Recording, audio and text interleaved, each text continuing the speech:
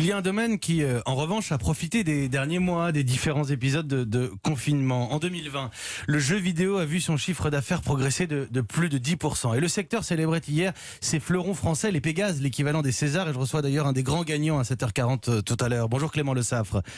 Bonjour à tous. Avec vous, on a choisi de s'intéresser à cette industrie, de s'y plonger. D'abord Clément, que pèse le marché du jeu vidéo aujourd'hui ? C'est le plus gros marché culturel au monde. 130 milliards d'euros l'an dernier. Rendez-vous compte, c'est plus que le cinéma et la musique réunis. En France, entre les jeux vendus, les consoles et les abonnements, le secteur génère 5 milliards d'euros de chiffre d'affaires chaque année. Nous sommes un pays historique du jeu vidéo avec un fleuron national, Ubisoft, numéro 3 mondial avec 40 studios et 19 000 employés dans 30 pays. Mais c'est un peu l'arbre qui cache la forêt. En France, il y a 650 studios de jeux vidéo et ce sont en grande majorité des petites entreprises, 27 employés en moyenne. 650 studios, donc un environnement très dynamique, des productions nombreuses. Pourtant, c'est long de créer un jeu vidéo. Oui, ça peut prendre plusieurs années. Exemple avec Haven du studio montpelliérain The Game Bakers, une romance dans l'espace qui a remporté 2 Pégases hier soir. Aymeric Thoa, le directeur créatif, est à la tête d'une équipe de 15 personnes. Créer un jeu indépendant quand on est une petite équipe comme la nôtre, c'est long déjà. Ça nous a pris 4 ans pour faire Haven.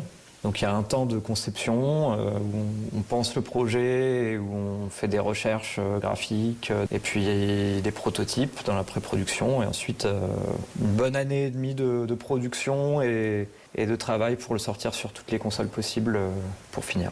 Et ça coûte cher de produire un jeu en France ? Alors, ça dépend. 2 jeux vidéo sur 3 ont un budget de moins de 100 000 euros. Ça peut paraître finalement peu, mais c'est normal. C'est un chiffre qui est tiré vers le bas par les jeux pour smartphone, qui ne coûtent pas cher à produire. Mais pour les jeux sur console, là, ça grimpe. Haven, dont je vous parlais juste avant, a coûté 3 millions d'euros.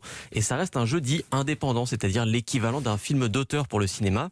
Les grosses productions françaises, elles, peuvent atteindre 20-30 millions d'euros, des investissements rentabilisés en fait grâce aux ventes à l'étranger. Oscar Gilbert est le patron du studio parisien Dontnod qui a réalisé Tell Me Why, également récompensé hier au Pégase. Au niveau de la répartition de nos joueurs, effectivement, la France représente un petit pourcentage de nos ventes, de l'ordre de 5%. C'est très important, en fait, quand on design des jeux vidéo, de se dire qu'on va pouvoir les partager avec le monde entier. Même si le scénario est écrit en français, en fait, la version de base du jeu est en anglais.